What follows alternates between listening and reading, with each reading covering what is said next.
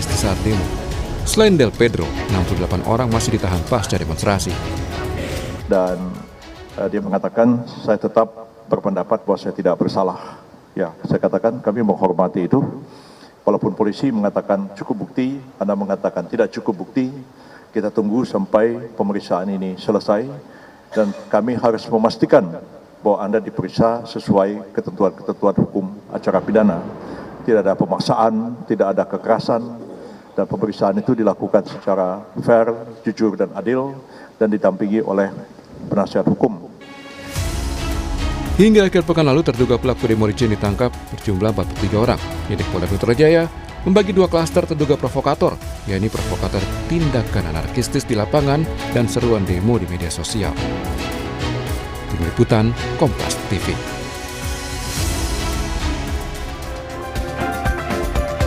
Saudara, salah satu tuntutan rakyat 17+8 adalah membebaskan demonstran yang ditahan. Polri pun dituntut bekerja profesional dan jangan sampai muncul suara-suara adanya kriminalisasi, misalnya terhadap aktivis. Kita akan mengulasnya di pagi hari ini bersama dengan Direktur Institute for Criminal Justice Reform atau ICJR, sudah bergabung bersama kami melalui sambungan daring. Ada Mbak Maidina Rahmawati. Kami juga akan mengulas bagaimana suara-suara yang muncul melalui media sosial bersama dengan peneliti senior Drone Emprit yang sudah hadir ke studio Orange Kompas TV. Sudah ada Pak Ian Kurniawan. Selamat pagi Pak Ian. Pagi Mbak. Ya, kemudian juga ada Mbak Maidina. Kemudian juga melalui sambungan daring pula sudah hadir Kabar Reskrim periode 2009 hingga 2011 Komjen Purnawirawan Ito Sumardi yang akan bergabung kemudian. Saya menyapa dulu Mbak Maidina. Mbak Maidina, selamat pagi, Assalamualaikum, apa kabar? Waalaikumsalam, pagi Mbak. Ya, saya ke Mbak Maidina dulu ya, Pak Ian ya. Ya, Mbak Maidina, ini kan kalau kita lihat ya, bagaimana ICJR khususnya melihat sejauh ini penanganan polisi terhadap demonstran yang ditahan. Walaupun kemarin kita sudah melihat Menko Yusril Iza Mahendra sudah mengatakan dan menjenguk para demonstran yang ditahan, tidak ada kekerasan, kemudian tidak ada bahkan tidak ada jeratan pasal makar di sana. Ya, sebenarnya dari awal kami juga mempertanyakan gitu ya respon Presiden sendiri yang menyebutkan bahwa ini sampai ke pasal makar, bahkan sampai dinarasikan di stigma sebagai melakukan tindakan terorisme. Padahal ya yang dilakukan masyarakat adalah penyampaian pendapat gitu ya. Dan kalau kita lihat elemen rusuh dan provokatifnya sendiri kan perlu ada investigasi gitu ya. Bahwa banyak gitu ya laporan yang sudah berusaha melaporkan gitu bahwa ternyata tindakan perusuhan itu nggak datang organik dari pendapat masyarakat sipil, nggak datang dari orang-orang yang benar-benar masyarakat sipil mengutarakan tuntutannya 17+8 tadi gitu. Jadi sebenarnya itu yang harus difokuskan. Dan terkait dengan kriminalisasi yang terjadi, kami memberikan solidaritas gitu ya kepada teman-teman kami. Ada Pedro, lalu kemudian juga ada teman-teman dari mahasiswa gitu ya, admin-admin sosial media gitu ya, melakukan seruan untuk nggak apa-apa untuk menyatakan pendapat di muka publik, tapi kemudian malah dikriminalisasi. Dan kami memang memberikan perhatian yang begitu besar gitu ya, karena ada narasi untuk penggunaan kekuatan yang berlebihan oleh aparat penegak hukum, akhirnya berdampak pada nggak sedikit gitu ya orang-orang yang ditangkap gitu ya berdasarkan laporan Kekuatan yang berlebihan seperti apa maksud Mbak Maidina? Ya, karena kan sebelumnya responnya diberikan disuruhkan untuk melakukan tindakan yang keras gitu. Kalau misalnya memberikan tindakan keras dari aparat penegak hukum dari polisi gitu ya, utamanya untuk melakukan tindakan. Nah, akhirnya berdampak pada penangkapan yang sangat masif. Ada sekitar 3.000 orang yang dilakukan penangkapan, termasuk di dalamnya adalah anak gitu ya, yang kemudian jadi anak dalam berkonflik dengan hukum. Lalu kemudian dari sekian beribu banyak orang tersebut yang benar-benar masuk proses hukum tuh disebutkan oleh kepolisian update terakhir yaitu sampai dengan 500 orang. Nah, berarti kan ada kondisi di mana dilakukan penangkapan yang sebenarnya kalau di sistem peradilan pidana nggak mudah untuk melakukan penangkapan tersebut, karena ketika dia ditangkap ada pembatasan kemerdekaan yang harus dipertanggungjawabkan, ganti ruginya apa, kompensasinya apa ketika dia sudah ditangkap tapi ternyata tidak ada proses hukum yang diberikan. Nah, itu yang kita pertanyakan, kenapa ada respon penangkapan yang kemudian dilepaskan begitu saja, dan pendampingannya pun juga menjadi kendala yang kita temukan di lapangan. Oke, dari catatan Anda, ada yang kemudian masih mengganjal soal penanganan tahanan ini? Sebenarnya masih mengganjal gitu ya, karena penggunaan pasalnya sendiri pun juga memberikan catatan gitu ya. Misalnya kami juga nge-highlight kemarin teman perempuan gitu ya, yang juga mengutarakan ekspresinya sebenarnya tuh enggak serta-merta bisa disebutkan sebagai ujaran kebencian terhadap institusi, karena nggak ada pasal 228 ayat 2 itu bisa ditujukan kepada institusi yang tidak berdasarkan identitas berbasis SARA gitu ya. Teman perempuan kita gitu dituduh melakukan ujaran kebencian di pasal 28 ayat 2 Undang-Undang ITE, padahal Undang-Undang ITE itu tidak untuk melindungi institusi kepolisian. Terus kemudian narasi yang postingan gitu yang disampaikan beliau gitu ya, dianggap sebagai serangan terhadap institusi kepolisian, padahal kan kalau di ekspresi di demokrasi sendiri pun banyak yang artinya adalah berupa kiasan yang tidak harafiah, yang harusnya direspon Oke. apakah benar akan mendampak pada penghasutan, kan ternyata enggak, tapi kemudian ini malah digunakan untuk melakukan kriminalisasi bahkan sampai level penangkapan dan penahanan yang sebenarnya pasalnya tidak layak untuk digunakan menjerat ekspresi Oke. warga sipil untuk menyuarakan suaranya. Oke, saya akan menyapa juga Pak Ito Sumardi. Selamat pagi Pak Ito, sudah bergabung bersama kami. Pak Ito, bisa mendengar suara di studio? Ya, selamat pagi ya. Oke, Pak Ito masih di mute, tampaknya audionya bisa dinyalakan lebih dulu. Maaf. Sorry, ini kok saya di mute. Oke. Enggak di mute. Saya coba. Baik, sambil menunggu itu tadi soal jeratan pasal Undang-Undang ITE berarti ya Mbak Maidina yang kemudian masih mengganjal di sana. Nanti kita juga akan membahas soal ini. Pak Ito sudah bisa bergabung? Sekarang bagaimana? Sudah bisa masuk suara saya? Oke, tapi sedikit kecil Pak Ito. Oh, kecil ya, coba saya. Oke, nanti kita akan perbaiki lagi. Nah, itu tadi banyak sekali sorotan mulai dari narasi dugaan kriminalisasi, kemudian jeratan pasal Undang-Undang ITE, begitu yang tadi sudah disinggung oleh Mbak Maidina dari ICJR. Saya ke Drone Emprit dulu, Pak Yan. Ya. Pak Yan, bagaimana di media sosial menyoroti ini semua, begitu ya, soal 17+8, termasuk juga soal banyak sekali demonstran yang kemudian ditahan, aktivis juga, begitu ya. Bagaimana sorotan ini? Jadi gini, jadi ada dua pendekatan yang biasa kita lakukan. Pertama itu kita menggunakan analisis emosi. Di analisis emosi itu ada 4 yang menonjol dari isu ini, yaitu Apa saja? yang pertama itu antisipasi. Antisipasi itu banyaknya publik yang masih curiga terkait dengan penanganan demonstran yang ditangkap, terus pola kekerasan yang dilakukan oleh aparat dan sebagainya. Terus yang kedua itu terkait dengan trust, dalam hal ini tapi negatif, jadi distrust. Gara-gara kecurigaan yang berlebihan ditandai dengan di lapangan ternyata betul, menciptakan distrust, ketidakpercayaan terhadap aparat. Terus yang ketiga itu joy sebetulnya. Publik ada juga yang mengapresiasi. Kenapa? Ketika pemerintah mendengar dari beberapa poin itu ada beberapa hal yang sudah terrealisasi gitu. Terus yang keempat anger itu marah gitu kurang lebih. Nah, terus kalau kita bandingkan lagi dengan perbandingan antar isu, itu ada hal yang kami highlight itu ternyata dari data 31 Agustus sampai 8 September itu isu Brimob tabrak ojol itu masih paling tinggi, Mbak. Oke, jadi Padahal kejadian Brimob tabrak ojol itu tanggal 28 malam.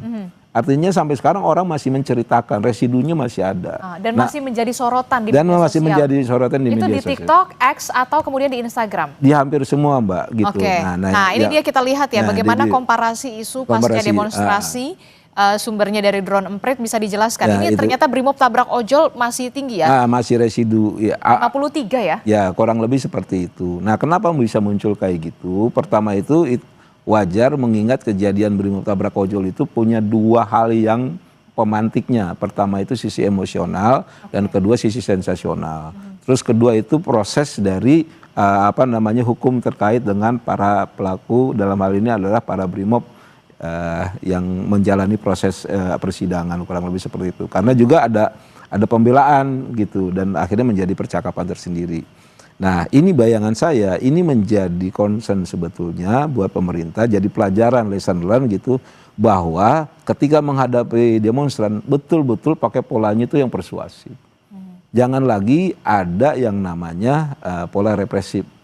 Apapun pola represif begitu, pasti yang jadi salah itu aparatnya. Dan sentimennya negatif. Sentimennya negatif. Padahal bisa jadi aparat itu betul, misalkan ya. Karena kita kan nggak tahu realitanya. gitu. Kita hanya lihat di media sosial. Makanya ini jadi pelajaran penting.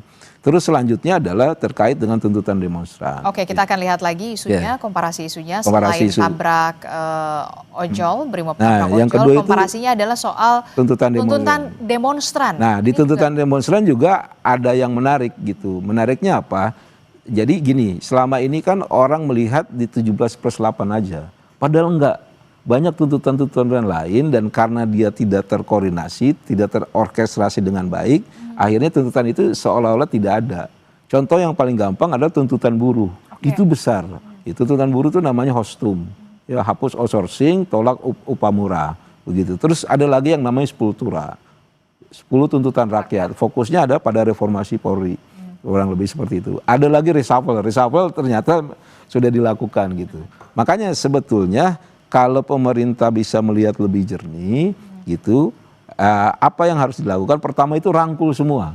Gitu. Minimal bahwa pemerintah mendengar itu terlihat oleh publik. Ya, terus kedua itu aksi. Nah, problemnya ini kan ini komunikasi sudah dilakukan, pemerintah terlihat sudah mendengar, aksinya nih yang agak kelamaan. Makanya dibilang Karena masih delay gitu. Masih delay, dibilangnya Bapak simbolis aja nih gitu. Nah, itu yang sebetulnya ditunggu oleh mahasiswa. Oke, nanti Gitu. kita juga akan bahas soal itu, soal di media sosial lainnya. Tapi saya ke Pak Ito dulu. Pak Ito, sudah bisa mendengar suara Risti di studio, Pak Ito? Bisa, tapi suara saya bagaimana sekarang? Aman, clear Pak Ito. Nah, ini tadi kita sudah melihat bagaimana dinamika di media sosial begitu ya soal brimob tabrak ojol itu masih menjadi sorotan dan juga perbincangan baik itu di media sosial X, TikTok, Instagram, termasuk di portal-portal online, termasuk juga soal yang tadi disinggung oleh Mbak Maidina soal aktivis dan juga demonstran yang sampai saat ini masih ditahan. Nah, Anda melihatnya bagaimana? Apa yang perlu dilakukan oleh Polri? Jangan sampai kemudian terlihat terkesannya ini adalah sentimennya negatif begitu. Iya, baik Mbak. Terima kasih. Kebetulan saya juga sebagai salah satu penasihat ahli Kapolri di bidang hukum ya Mbak, di bidang hukum. Kami sejak kejadian itu secara maraton 4 hari seluruh penasihat hukum yang rata-rata dari pakar itu kita melakukan evaluasi. Evaluasi sangat menyeluruh dan sangat komprehensif. Jadi dari hasil evaluasi mungkin perlu kami sampaikan bahwa kita perlu memisahkan antara unjuk rasa dengan huru-hara atau kerusuhan. Karena kita menghargai daripada mungkin teman-teman ya mahasiswa yang melakukan unjuk rasa damai. Tapi kan ada pihak lain yang memanfaatkan sehingga kita lihat hasilnya adalah bagaimana mereka merusak fasum, fasos, dan lain sebagainya. Itu yang dilakukan oleh perusuh. Betul, perusuh. Nah, ini semua adalah untuk mengamankan mereka kita berdasarkan daripada CCTV maupun juga alat-alat dokumentasi yang kemudian dibahas secara detail oleh pihak penyidik. Kemudian mereka mengamankan. Setelah itu baru memilah-milah siapa yang masuk dalam memang bisa dimasukkan dikategorikan dalam pasal-pasal KUHP ya, misalnya pengerusakan, penghasutan dan lain sebagainya. Ini yang masih diamankan. Kemudian termasuk anak-anak Mbak ya. Anak-anak ini juga kita juga tidak sembarangan, tentunya Polri tidak mungkin akan sembarangan dan ini kita evaluasi betul dan ada ruang ya, ada ruang apabila memang ada satu keberatan karena kan dari Komnas Perempuan, Komnas HAM, kemudian juga dari LBH, mereka semua mengawal. Semuanya mereka mengawal, diterima dengan tangan terbuka oleh Polri, sehingga nanti ada ruang kalau memang ada keberatan penetapan sebagai tersangka, kan kita punya namanya pra-peradilan. Sehingga proses hukum tetap harus berjalan, tidak semata-mata kita mengatakan itu sebagai kriminalisasi. Kalau di dalam proses hukum ternyata orang yang dinyatakan sebagai tersangka, kemudian dia tidak bisa ditetapkan sebagai tersangka, maka kita bisa melakukan namanya satu pendapat bahwa itu adalah kriminalisasi. Tapi selama 4 hari berturut-turut Mbak ya, termasuk kita membahas Rantis Brimob kenapa sampai menabrak, kita ambil dari berbagai video, kemudian seluruh penasihat ahli itu dilibatkan oleh dipimpin oleh Pak Wakapolri, sehingga kita mengambil kesimpulan memang ada hal-hal jujur harus diperbaiki daripada untuk SOP penanganan unjuk rasa dan ini sedang kita lakukan. Oke, dan ini dievaluasi. Tapi bagaimana dengan aktivis yang kita tahu saat ini masih ditahan oleh polisi begitu? Ya, tentunya penahanan itu kan ada dasarnya. Ada dasar apakah alat-alat bukti yang dikumpulkan baik melalui video maupun daripada alat bukti lain. Tapi kan tadi saya sampaikan, kita membuka ruang kepada pihak misalnya penasihat hukum ataupun badan-badan yang mungkin ingin menyampaikan bahwa keberatan, kita tempuh jalur hukum dan kita juga terbuka, Mbak. Ada juga namanya RJ. Ya, RJ itu restoratif justice. Kalau dianggap bahwa terhadap yang bersangkutan itu masih bisa dilakukan pembinaan, tentunya Polri juga akan mengedepankan RJ. Jadi di sini Polri juga tidak ingin kita melanggar hukum karena bagaimanapun juga kita melihat dampak-dampak dari penjarahan, kemudian juga dari pengrusakan fasum, pembakaran fasum, fasos ya. Dan ini juga dilihat daripada jejak digital. Karena kita menggunakan jejak digital juga apakah memang ada unsur-unsur yang bisa dikategorikan sebagai menghasut. Nah, ini kan kita tidak tahu. Yang tahu adalah daripada penyidik dan kita kawal, Mbak. Kompolnas pun juga mengawal. Oke, Pak Ito, kalau kita lihat kan dalam tuntutan 17+8 ini kalau tidak salah ada poin untuk meminta dibebaskan atau membebaskan para demonstran. Apa pendapat Anda soal ini? Ya, kalau dibebaskan tadi saya sampaikan. Kalau dibebaskan itu kita bisa menempuh dengan restoratif justice ataupun kita membebaskan tentunya dengan pertimbangan-pertimbangan. Apakah memang yang bersangkutan itu memang aktivitasnya adalah menyampaikan hal-hal yang bisa memicu masyarakat ya. Misalnya contohnya ada satu akun ataupun ada satu yang mengajak anak-anak sekolah ya. Kita punya Mbak itu data-data bukti-buktinya. Oke. Anak sekolah untuk turun ya. Tentunya ini pun juga akan kita pertimbangkan. Jadi jangan sampai orang yang melanggar hukum ini tentunya kita bebaskan ya. Kita tentunya tempuhlah jalur hukum. Kalau memang tidak puas ada ruang yaitu kita memberikan kesempatan melalui Pra-peradilan. pra-peradilan ya atau Oke. PTU. Oke, saya ke Mbak Maidina. Mbak Maidina, bagaimana respon Anda soal dugaan penghasutan ini yang tadi sudah disampaikan oleh Pak Ito begitu. Memang ada klaster soal perusuh, kemudian aktivis begitu ya. Bagaimana pendapat Anda soal ini? Ya, saya mau tekankan gitu bahwa yang dikriminalisasi oleh oleh kepolisian terhadap teman-teman aktivis itu nggak ada terkaitannya dengan perusuhan. Kalau kita lihat Del Pedro, Syahdan, Khair, lalu kemudian Laras, semuanya pakai kriminalisasi yang berkaitan dengan ekspresinya dia. Lalu kemudian dikaitkanlah dengan penghasutan yang sebenarnya nggak ada hubungan clear sebab akibat atas yang dia update dengan kerusuhan yang dilakukan. Itu dua hal yang berbeda. Demo tersebut, masifnya protes masyarakat tetap akan terjadi terlepas ada atau tidaknya updatean yang dilakukan oleh teman-teman dari aktivis-aktivis tersebut. Dan kalau kita lihat seperti yang saya tadi sudah paparkan gitu ya, apa yang di pasal yang digunakan tuh juga memang bertentangan gitu. Misalnya kayak Laras gitu tadi saya sampaikan gitu bahwa dia digunakan adalah pasal ujaran kebencian, padahal kita sama-sama tahu Kapolri juga udah punya edaran gitu ya bahwa ujaran kebencian itu hanya ditujukan pada identitas yang sifatnya melekat dan tidak bisa diubah mulai dari suku, agama, ras dan identitas orientasi seksual gitu ya. Sedangkan institusi kepolisian gitu ya, institusi pemerintah gitu ya yang di berbagai ekspresi itu nggak bisa dilindungi dengan pasal-pasal terkait dengan ujaran kebencian. Nah, itu yang kita kritisi gitu bahwa kriminalisasi terhadap aktivis ini seolah dipaksakan, bahkan sekarang beredar juga gitu ya intimidasi yang dilakukan tidak dengan alat kepolisian, misalnya TNI yang bilang bahwa Ferry Irwandi juga akan ada potensi untuk dikriminalisasi dengan pencemaran nama baik, padahal pencemaran nama baik tidak pernah ditujukan untuk melindungi institusi kepolisian apalagi institusi pemerintah, sehingga kita perlu tegakkan lagi gitu bahwa ini memberikan iklim ketakutan di masyarakat. Kami gitu ya aktivis yang menyuarakan untuk nggak apa-apa nih untuk kita bersuara, nggak apa-apa untuk kita berdemo, jangan takut untuk berdemo, tapi kemudian ada ancaman-ancaman di mana kita bisa dikriminalisasi dengan pasal-pasal yang sama sekali tidak ditujukan untuk mengkriminalisasi upaya menghasut dan lain sebagainya. Nah, ini akan akhirnya menimbulkan iklim ketakutan di masyarakat gitu bahwa kok kita kayak nggak bisa berekspresi ya, kok kita nggak bisa berkonsen, termasuk juga bahkan yang digunakan pasal-pasal pencemaran nama baik yang nggak relevan untuk digunakan di konteks ini dan dampaknya lebih masif lagi tuh ya, kayak misalnya Laras gitu ya, bahkan diungkit dia kerja di mana, afiliasinya mana, padahal dia simply adalah warga negara yang berpendapat dan dikriminalisasi dengan pasal yang sama sekali tidak ditujukan untuk mengkriminalisasi upaya menyampaikan pendapat di muka publik. Oke, jawaban Anda Pak Ito. Ya, memang betul Mbak. Jadi kita ini kan negara hukum ya. hukum itu kan ada gium yang mengatakan hukum itu dibuat adalah untuk ketertiban masyarakat. Nah, tentunya kita melihat proses hukum itu tidak dari sudut yang sempit. Karena proses hukum ini, Mbak, ada namanya criminal justice system. Tidak berhenti di kepolisian saja. Nanti sampai kejaksaan, sampai ke pengadilan. Nah, tentunya polisi pun juga memiliki konsekuensi.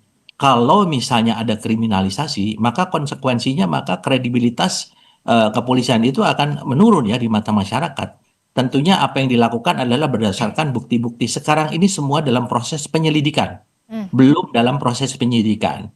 Nah, sehingga ini ada kemungkinan tadi saya sampaikan, mungkin dengan pertimbangan tertentu bisa dilakukan restoratif justice. Bisa juga diteruskan sampai ke pengadilan, tapi kan ini kan satu proses hukum ya.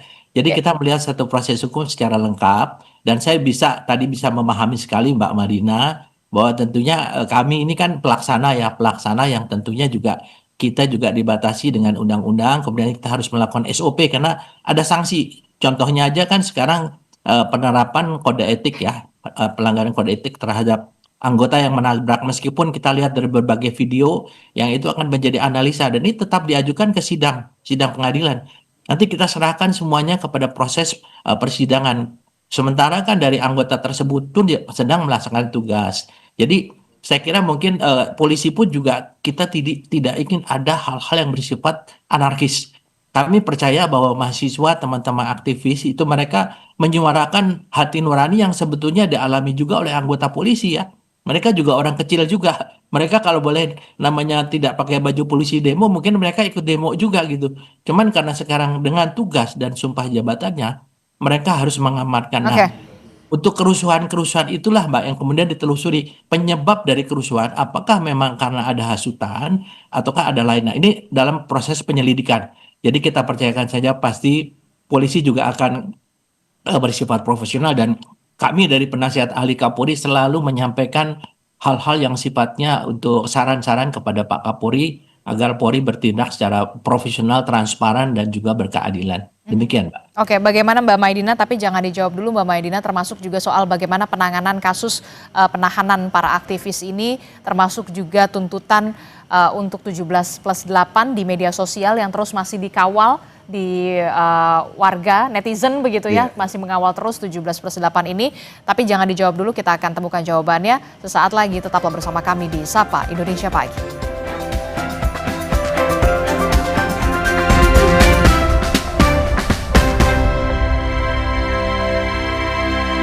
Aku coba Le Mineral, seger banget, nggak bikin enak sama sekali. Benar, karena Le Mineral dari pegunungan terpilih. Setiap tetesnya melewati lapisan batuan alami, membuat airnya lebih sehat, lebih segar. Kayak ada manis-manisnya. Le Mineral. Semua botol bayi tertulis 100% bebas BPA. Kalau air galon, ada nggak ya yang 100% bebas BPA? Untuk itu, Le Mineral hadir dengan galon yang 100% bebas BPA, ditandai dengan kode segitiga nomor 1. Le Mineral. Memang Hotin DCL beda dengan yang biasa. Karena rematik, keselio, dan nyeri sendi bukan sakit biasa. Pakai Hotin DCL. Bahan aktif DCL-nya meresap ke pusat sakit. Panasnya pas, redakan nyeri sendi dan keselio. Hotin DCL. Sendi harus dijaga, apalagi kalau usia sudah bertambah. Jika perlu, minum Wellmove, bantu jaga kesehatan sendi. Wellmove diproduksi dengan teknologi modern dan halal. Wellmove, bergerak itu nikmat. Aku Viva, melewati 7 tahap nano purifikasi. Menjaga sejuknya kemurnian dari mineral baik dalam setiap tetesnya. Begitu sejuk di tiap teguk. Aku Viva, murni alami dari Wingswood. Floridina, nomor 1 freshnya, nomor 1 funnya. Bulir jeruknya asli, lebih banyak. Coco Beats-nya cuy-cuy, dapat segernya, dapat funnya. Floridina, nomor 1 fun, asli jeruknya, asli bulirnya. Renovit dengan 26 vitamin dan mineral lengkap, bantu jaga kesehatan dan daya tahan tubuh. Dengan 26 vitamin dan mineral lengkap, bantu jaga kesehatan dan daya tahan tubuh. Minum Renovit, siap jaga kesehatan dan daya tahan tubuh. Produksi Konimax. Aku Viva, melewati 7 tahap nano purifikasi. Menjaga sejuknya kemurnian dari mineral baik dalam setiap tetesnya. Begitu sejuk di tiap teguk. Aku Viva, murni alami dari Wingswood.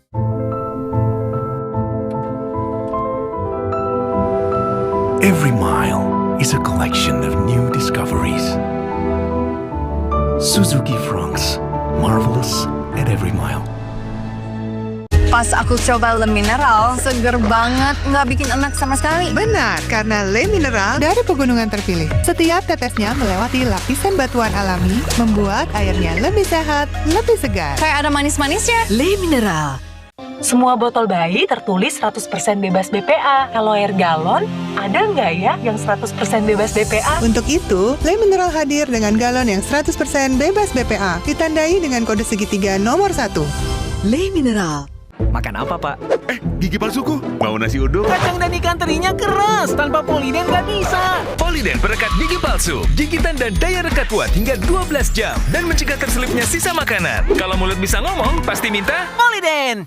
Kelebihan nggak baik, kekurangan juga nggak baik. Lebih baik cukup. Cukup sesendok Sari Kurma TJ. Cukup nutrisi, cukup zat besi, cukup energi. Sari Kurma TJ untuk semua kebaikan kurma Arab. Enak, halal, yakin. Penting untuk jaga kesehatan dimulai dari sekarang. Omehar, minyak ikan pilihan dari laut dalam. Suplemen omega 3 esensial, mini kapsul lebih mudah ditelan. Diproduksi dengan teknologi modern. Omehar, bantu jaga kesehatan tubuh kini dan nanti.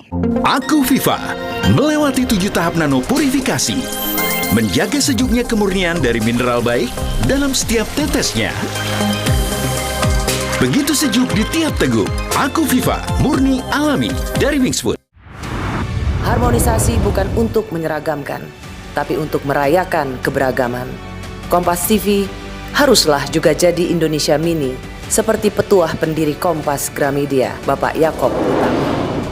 14 tahun Kompas TV berdiri, kami ingin ucapkan terima kasih kepada seluruh pemirsa setia Kompas TV. Kompas TV, independen, terpercaya.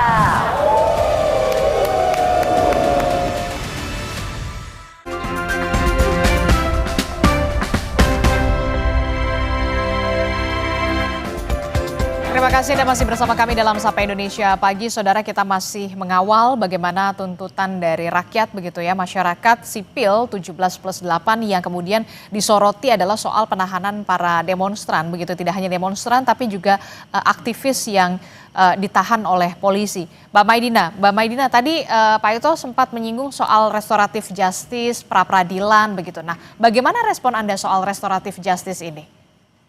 Saya mau highlight dulu gitu ya, bahwa ini tadi juga Pak Ito sampaikan bahwa ini masih proses penyelidikan. Enggak, ini udah sampai dengan penyidikan gitu, karena teman-teman kami gitu ya, yang tadi saya sebutkan nama-namanya sudah ditahan. Penahanan kan hanya boleh dilakukan pada saat penyidikan. Jadi memang ini sudah sampai ke penyidikan.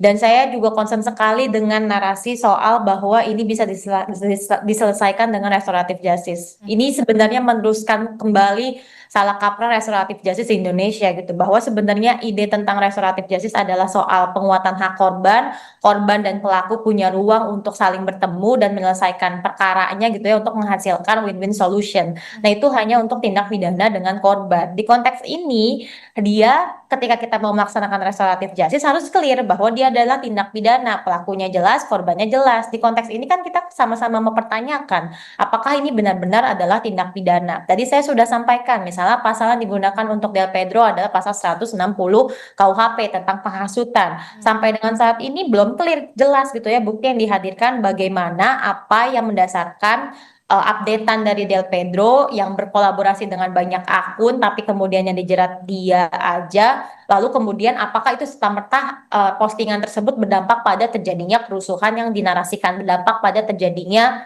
penyerangan kantor kepolisian? Kan enggak ada yang menjelaskan bahwa postingan tersebut berkorelasi dengan demo-demo yang terjadi di masyarakat. Nah, itu yang digunakan adalah pasal 160. Kita dudukkan kembali bahwa enggak terbukti ada tindakan yang saling berhubungan untuk menghasilkan demo sehingga Del Pedro dianggap sebagai penghasut. Itu yang pertama, untuk tindak pidananya. Lalu kemudian yang kedua, kalau kita mau pakai restoratif justice, siapa pelaku dan korbannya? Kalau pakai pasal-pasal 160 di KUHP, dia adalah tindak pidana terhadap keamanan negara. Apakah negara ada representasinya untuk dia bisa mediasi dengan Del Pedro? Kan enggak. Itu yang kita dudukan lagi. Jadi pertanyaan pertamanya adalah apakah benar apa yang dilakukan oleh Del Pedro adalah tindak pidana? Baru kemudian menghadirkan ide soal restoratif justice. Sedangkan definisi restoratif justice yang tadi kita sampaikan, yang kita bahas di sini ternyata nggak tepat. Restoratif justice itu tidak seperti ini. Ini yang harus kita terus luruskan lagi. Oke. Kalau kita Oke, baik Pak. bukan dengan restoratif justice, ini salah juga akhirnya merespon situasi ini dengan menarasikan diselesaikan dengan RJ. RJ tidak seperti ini yang benar. Oke, Pak Ito, Ya. respon Anda. Ya, baik. Yang pertama saya luruskan dulu, Mbak ya. Tadi kita bicara secara keseluruhan juga. Mengapa dari sekian ribu menjadi 500? Semua memang melalui proses penyelidikan. Dari proses penyelidikan itu kemudian kita pilah-pilah siapa yang bisa dinaikkan untuk menjadi proses penyidikan. Ya, termasuk Pedro ini kan. Tentunya penyidik juga tidak sembarangan menetapkan tersangka. Karena kan dalam penyelidikan itu adalah mengumpulkan alat bukti. Sehingga alat bukti itu apakah memang memenuhi minimal dua alat bukti untuk dinaikkan menjadi penyidikan. Nah, kemudian pada saat perbincangan kemarin kami dalam merapat dengan Bapak Wakapolri langsung untuk membahas masalah ini, maka kita pertimbangkan ya, karena langkah apa yang bisa kita lakukan. Kalau mengatakan penghentian penyidikan, tentunya kan berarti ada alat bukti yang tidak mencukupi. Nah, kalau tidak, memang kita teruskan ke pengadilan dengan catatan tadi masih ada ruang untuk kita melakukan pra peradilan ya, atau PT UN mungkin ya. Nah, kemudian yang kedua Mbak, bahwa sekarang kan Polri ini sedang melakukan revisi ya, SOP besar-besaran dengan melibatkan Komnas HAM, kemudian beberapa pakar dari penasihat ahli yang memang di bidang ilmu masing-masing, supaya nanti SOP yang akan kita terapkan ke depan tidak ada lagi potensi adanya pelanggaran HAM.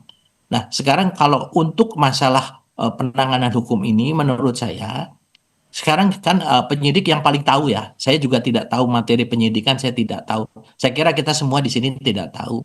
Nah, kita mungkin untuk masalah ini, kalau untuk pihak yang saat ini ditetapkan sebagai tersangka, marilah kita didampingi dengan penasihat hukum dan bisa menyampaikan hak-haknya untuk harus dihormati oleh penyidik ya.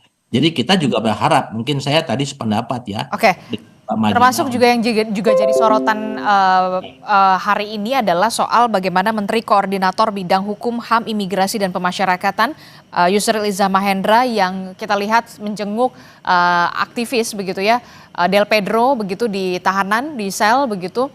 Termasuk juga ada 68 orang yang juga sudah ditahan buntut dari rentetan aksi demo di Jakarta. Apa yang kemudian menjadi concern juga dari Menko dan juga polisi terkait dengan ini? Ya, Pak Menko itu kan waktu kemarin menjenguk para tahanan tersebut, beliau ingin memastikan apakah ada unsur kekerasan yang dilakukan oleh penyidik. Karena kalau itu ada, berarti ada satu risiko bahwa korban itu tentunya harus mendapatkan perlindungan, bahkan kalau perlu harus dilepaskan ya, karena ada pelanggaran HAM ya oleh anggota kepolisian. Nah, setelah dilihat bahwa yang dilakukan adalah sesuai dengan ketentuan, tidak ada unsur kekerasan, tentunya Pak Menko juga waktu kemarin itu mengarahkan kepada penyidik bahwa mereka harus betul-betul bisa membuktikan tuntutan yang disampaikan kepada mereka dalam statusnya sebagai tersangka. Itu Pak Menko menyampaikan dan juga beliau juga menyampaikan masih ada ruang kalau memang ada keberatan dari pihak yang ditersangkakan itu adalah tadi bisa digunakan mungkin melalui pra peradilan yang tentunya itu hak mereka dan Polri harus mematuhi untuk itu ya. Tapi kalau tidak, tadi saya sampaikan bahwa untuk masalah penanganan hukum kan polisi bukan di polisi saja, dalam criminal justice system ini ada polisi, ada jaksa sampai pengadilan ya. Saya kira mungkin itu yang mungkin kita perlu untuk taati bersama, termasuk kepolisian ya. Kepolisian kalau memang hasil pra peradilan mengatakan mereka harus lepaskan, ya tidak ada alasan meskipun kita menganggap bahwa ada unsur-unsur pidana yang memenuhi. Saya kira itu kita pun akan mengawal Mbak, kita akan mengawal dan kemarin komitmen Pak Kapolri yang disampaikan kepada kami adalah agar penasihat ahli Kapolri ini betul-betul memberikan masukan yang sifatnya adalah jangan sampai Polri ini menjadi satu objek yang melakukan tindakan pelanggaran hukum juga. Demikian, Mbak. Oke, Mbak Maidina, apa yang kemudian Anda bisa sampaikan di sini? Ternyata penahanan aktivis ini menjadi atensi juga dari Menko Yusril Iza Mahendra. Apa yang ingin Anda sampaikan? Kembali lagi sih seharusnya juga Pak Menko bisa melihat gitu ya, tidak hanya treatment terhadap teman-teman aktivis yang ya jelas gitu ya nggak dilakukan kekerasan karena spotlightnya sangat besar ke teman-teman aktivis. Kita melakukan pendampingan setiap harinya, jelas gitu ya, treatmentnya benar. Tapi harusnya Pak Menko bisa ngejelasin juga gitu kenapa dasar-dasar kenapa akhirnya teman-teman aktivis ini kemudian ditahan. Bahkan kalau saya boleh highlight lagi kembali lagi saya bahas gitu ya, bahwa penangkapannya pun juga tidak perlu, karena harusnya Pedro sempat dipanggil 2 kali terlebih dahulu. Kalau kita baca KUHAP gitu ya, perlu dipanggil terlebih dahulu 2 kali. Kalau 2 kali tidak hadir ke pemanggilan tersebut, baru bisa dilakukan penangkapan. Nah, proses itu saja tidak dilalui. Pedro kemudian ditangkap tiba-tiba, lalu kemudian dijerat dengan tindak pidana yang tadi saya uraikan, ternyata tidak memenuhi unsur-unsur pidananya, lalu kemudian diberlakukan penahanan terhadap dia simply karena ancaman pidananya di pasal 160 KUHP itu di atas 5 tahun. Padahal kalau kita lihat di syarat-syarat penahanan tuh spesifik banget gitu ya, apakah Pedro punya tendensi melarikan diri? Dia aja nggak tahu, dia aja kan di sini gitu. Jadi banyak mendampingi demonstran, gimana dia bisa melarikan diri? Dia banyak menandatangani surat kuasa untuk memberikan pendampingan. Gimana dia bisa melarikan diri? Jadi itu sih harus dilihat rangkaiannya gitu. Kembalikan lagi bahwa yang dilakukan Pedro adalah ekspresi masyarakat sipil yang sama-sama jengah dengan banyak catatan di pemerintahan, dan dia tidak serta-merta melakukan penghasutan karena demo ini akan terjadi terlepas dari Pedro mengupdate atau tidak di Instagramnya. Dan yang ketiga gitu, kalau misalnya Pedro bisa dijerat dengan demikian, berarti kita semua akan takut untuk berpendapat. Apakah kita menjadi bangsa yang saling menakutkan satu sama lain untuk menyatakan ekspresi kita, kritik kita terhadap kinerja pemerintah? Nah, itu yang kita dudukan kembali nih. Jangan kemudian berfokus pada treatmentnya bagus kok, nggak ada kekerasan dan lain sebagainya. No, bukan itu fokus kita. Apakah dari awal memang harus dilakukan penangkapan dan penahanan terhadap teman-teman aktivis? Dan tadi saya uraikan teman-teman yang lain pun dengan pasal-pasal yang tidak tepat sama sekali untuk menjerat ekspresi sah dari warga negara ini. Gitu. Saya ke Pak Ian dari Drone. Di media sosial juga kan netizen kemudian masyarakat juga masih mengawal tuntutan 17+8 ini, termasuk soal reformasi Polri yang kemudian menjadi sorotan juga begitu. Apa yang ingin Anda sampaikan sorotan-sorotan 17+8 ini yang kemudian harus segera disuarakan atau didengar begitu ya, didengar oleh Polri salah satunya? Ya, jadi kalau belajar dari kejadian di tanggal 25, 28, terus Brimob Tabak Ojol dan sampai hari ini gitu, kalau kita pakai analisa asosiasi masih terlihat jelas bahwa Polri itu identik dengan tindakan represif. Padahal itu bertentangan sekali dengan moto dari Polri itu sendiri, melindungi dan mengayomi. Nah, harapannya dari kejadian ini, dari data yang ada ini, kita bisa buat sebuah strategi gitu atau langkah konkret bagaimana menunjukkan ke publik bahwa Polri itu melindungi dan mengayomi. Sebetulnya nggak susah-susah banget Mbak ya. Contohnya gini, yang sudah dipastikan bahwa itu perusuh itu di highlight, tunjukkan tindakan tegas. Terus terkait dengan para aktivis itu dibuka ruangnya diskusi. Tujuannya adalah untuk menunjukkan bahwa Polri itu mendengar. Sisi mengayominya itu muncul. Jadi aktivis itu jangan dikriminalisasi dulu, tapi diajak ngobrol. Tunjukkan bahwa ini loh, kita punya saksi dan bukti, Anda juga di aktivis punya saksi dan bukti. Tunjukkan itu ke publik gitu. Kesan mengayomi bahwa polisi itu merangkul nanti akan terlihat Mbak. Kalau ini kan enggak nih. Kalau kita simak dari tadi ini kan dari Mbak Maida, Pak Ito, ini kan masih polanya kan pola narasi kontra narasi gitu. Buat publik yang menonton, wah ini mah masih berantem aja gitu. Padahal kesan yang mau kita bangun kan ini kan sama-sama anak bangsa. Tadi ada tuh pesan Pak Ito yang bagus. Kalau polisi itu bisa dia lepas baju itu, dia juga pengen ikut kok gitu. Bahwa keadaan sekarang ini memang lagi nggak baik-baik aja gitu. Ini butuh kebersamaan gitu. Nah dalam hal ini kan perlu satu sama lain tuh saling mengisi.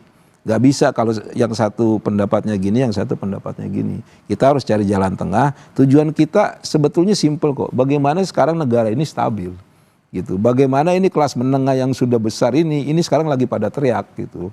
Dan itu sebetulnya di tuntutan 17+8 itu harusnya itu yang didahulukan, begitu. Karena kalau kita terjebak pada pola yang bersifat noise saja, ditakutkan nanti ini akan berpolemik terus, ya. Harga saham jatuh, analisa fundamental kita secara ekonomi itu payah. Bayangkan Mbak, kemarin itu udah ada Mbak, ekonomi itu udah pada gerah, sudah ada 7 desakan darurat ya dari para ekonom terkait dengan situasi kayak seperti ini gitu. Nah harapannya ke depan itu Yang demo terus demo gitu, terus Tetap bisa menyuarakan aspirasinya. tetap menyuarakan aspirasi, terus pihak polisi udah keren tuh polisi. Dia tidak akan represif lagi dan dia akan tetap tegas pada wilayah yang akan melakukan huru-hara. Rusuh. Jadi polisi akan tunjukkan ini wilayah demo, ini wilayah huru-hara. Kalau nanti ke depan publik bisa melihat, saya yakin nanti apresiasi positif terhadap Polri itu akan muncul. Kurang lebih seperti itu. Tapi secara general untuk 17+8 apa yang bisa dilakukan oleh pemerintah begitu, tidak hanya Polri, pemerintah secara menyeluruh begitu ya, untuk bisa tidak hanya mendengar tapi kemudian ada aksi nyata yang bisa dilakukan, karena 17+8 ini kan tidak main-main ya, banyak juga begitu ya tuntutannya, banyak sekali. Jadi gini, kalau dilihat dari data lagi Mbak, ya, yang menarik itu kan sebetulnya ini yang teriak ini masyarakat kelas menengah. Betul. Itu masyarakat kelas menengah dibagi dua Mbak. Ada yang mereka aktif menggunakan medsos itu untuk bekerja. Contoh misalkan ojol gitu. Ada juga yang aktif menggunakan medsos itu untuk bersuara gitu. Nah, untuk masyarakat yang aktif menggunakan medsos untuk bekerja itu ojol. Yang jadi pertanyaan, apakah kita sudah menyampaikan, ya, sudah memenuhi misalkan aspirasi dari kawan-kawan ojol? Kan belum sampai saat ini. Gitu. Terus kedua dari buruh juga. Buruh itu kan bagian dari kelas menengah ke bawah ya. Gitu. Apakah aspirasi teman-teman buruh sudah tersampaikan? Itu kan juga belum gitu. Nah makanya kalau ini yang sifatnya jangka pendek ini kita bisa selesaikan, harapannya nanti publik itu nanti akan ucapan terima kasih kepada masyarakat, kepada pemerintah, kurang lebih seperti itu. Termasuk juga apa yang ingin bisa ya kita belum tahu ya sentimennya akan seperti apa ketika seorang Menko, ya, Menko Yusril Iza Mahendra sampai kemudian menjenguk para demonstran dan juga salah satunya adalah aktivis Pedro. Iya, jadi kan gini, sebetulnya itu kalau di tim komunikasinya Pak Menko gitu, Pak Yusril itu harusnya mereka bangun opini bahwa di sini loh negara hadir. Terus kedua negara siap dikritik gitu. Nah, karena itu tapi balik lagi perlu ada komunikasi dan aksi. Nah, sekarang ini tahapnya sebetulnya udah tahap aksi bukan komunikasi lagi. Saya yakin Mbak Maida sepakat bahwa pemerintah mendengar, tapi selanjutnya apa Pak gitu. Jangan terjebak pada hal yang sifatnya simbolis lagi gitu. Makanya aksi ini yang diharapkan ke depan itu akan terlihat visibility negara hadir, mengayomi, mendengar, pemerintah tempat mengadu itu terlihat. Kalau itu terjadi pelan-pelan Mbak, saya yakin nanti situasi kondisi kita akan relatif lebih baik begitu ya. Nanti kita akan lihat bagaimana bentuk dari kehadiran negara untuk bisa juga kita kawal tuntutan 17+8 ini. Terima kasih Pak Ito Sumardi, Ketua Penasihat Ahli Kapolri begitu ya, dan juga ada Mbak Maidina dari ICJR, kemudian ada Pak Yan juga dari Drone Emprit. Terima kasih telah bergabung bersama kami. Sehat selalu semuanya. Assalamualaikum, selamat pagi. Terima kasih. Saudara, informasi penting dan juga menarik lainnya masih akan kami hadirkan usai jeda. Polda Metro Jaya bilang rencana TNI melaporkan influencer Ferry Irwandi terkait dengan dugaan pencemaran nama baik institusi.